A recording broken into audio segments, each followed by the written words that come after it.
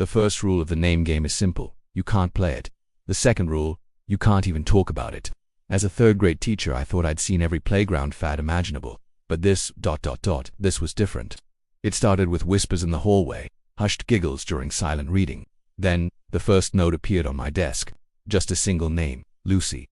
I didn't have a student named Lucy. I brushed it off. A harmless prank. The next day, another note appeared. Lucy, find her. The game had begun, and whether I wanted to play or not, I was already in. My classroom, once a place of bright colors and learning, started to feel heavy. The air grew thick with unspoken rules. My students, my sweet, innocent third graders, would look at me with eyes that held a secret I wasn't supposed to know. They'd sit in a circle on the rug, but instead of sharing stories, they'd chant names. Names of children who weren't in our class. Names I'd never heard before. When I'd ask what they were doing, they'd just smile and say, "We're just playing, Mr. Harrison." But the smiles never reached their eyes. The name game, that's what they called it. It involved finding children who were lost. That's all they would tell me. One of my students, a quiet boy named Leo, was usually glued to my side.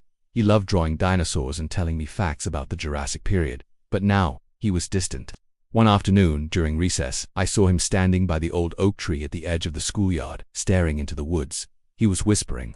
I walked over, my shoes crunching on the fallen leaves. "Leo, everything okay, buddy?" He jumped, startled. He was holding a crumpled piece of paper. He quickly tried to hide it, but I saw the name written in his shaky handwriting. Thomas. He looked at me, his eyes wide with a fear I'd never seen in a child before. "We have to find him, Mr. Harrison," he whispered, his voice trembling. "He's next." That night, I couldn't sleep. The name Thomas echoed in my head. Who was he? Was this just an elaborate game of make-believe, or was something more sinister at play? I decided to do some research. I went online and searched the local town archives, typing in "missing children" and Thomas. My heart pounded in my chest. And then I found it. A yellowed newspaper clipping from 20 years ago. Local boy, Thomas Miller, age 8, vanishes without a trace. The article said he was last seen playing near the woods behind his elementary school. Our elementary school. My blood ran cold. This couldn't be a coincidence. The next morning, the classroom was eerily quiet. Leo's seat was empty. Panic seized me. I called the front office. "Has anyone heard from Leo's parents?" I asked, trying to keep my voice steady. The secretary's voice was calm. "Oh yes, Mr. Harrison. His mom called this morning. They're moving. Said it was very sudden. They left last night. Moved without a word." It didn't make sense. On Leo's empty desk there was a single folded piece of paper. My hand shook as I picked it up. Inside, in a child's scroll, was a new name, Sarah, and below it a message: "Your turn."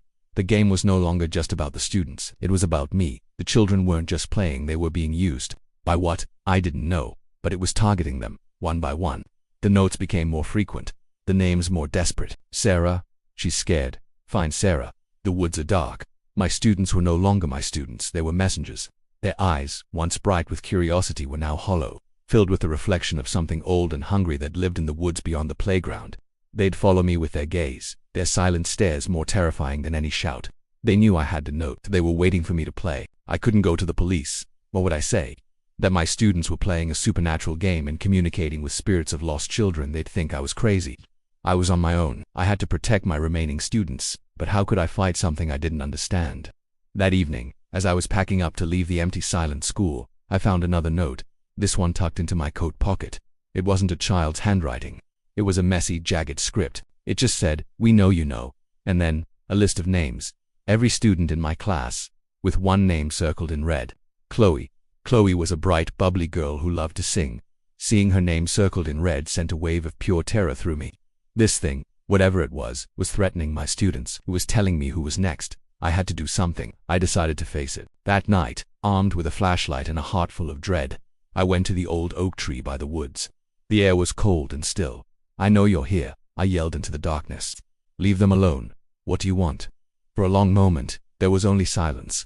Then, a whisper, carried on the wind, a voice that sounded like rustling leaves and cracking twigs.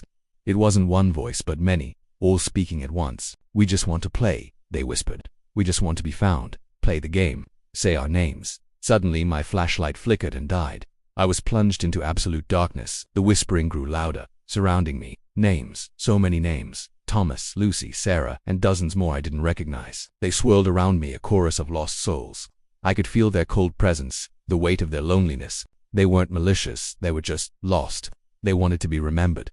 The name game wasn't a threat, it was a plea from children who had been forgotten. But the entity using them, the one that left the jagged note, that was something else entirely. It was feeding on this game, on the fear and the energy of my students. I ran from the woods, from the school, from the whispering names. The next day, I resigned. I told the principal I was having a personal emergency. I couldn't protect those kids. I couldn't play the game, and I couldn't stop it. I moved to a new city, tried to start over, but I can't forget. Sometimes, late at night, I still hear them, the whispers on the wind, say our names.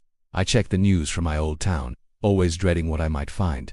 I don't know what happened to Chloe or the rest of my students. I only know that the game is still being played, and there are always new names. If you hear children whispering names on a playground, walk away. Don't listen, don't ask, because if you hear a name, you're in the game. And the only way to win is not to play. The story you've just heard is a work of fiction, a creepypasta that explores the terrifying power of urban legends, but it touches on a very real fear, the safety of our children and the mysteries we couldn't explain. What would you do if you were in this teacher's shoes?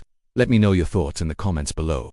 If you enjoy chilling stories like this that make you look over your shoulder, make sure to hit that like button and subscribe to the channel for more content that delves into the darkness. Click that notification bell so you never miss a new nightmare. Thanks for watching, and stay safe.